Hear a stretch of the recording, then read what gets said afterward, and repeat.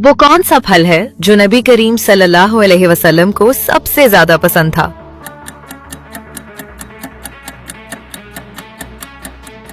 सही जवाब खजूर। अगला सवाल, वो कौन सा फल है जो जिस्म में फौरन तवानाई फराहम करता है?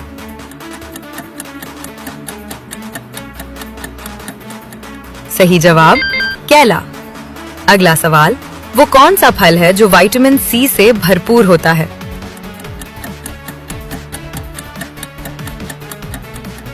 अपनी जहानत से इसका जवाब कमेंट सेक्शन में दे। अगला सवाल, वो कौन सा फल है जिसका जिक्र कुरान पाक में भी हुआ है?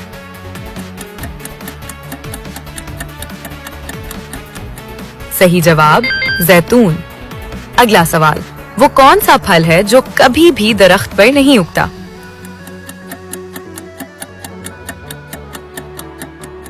सही जवाब अंगूर।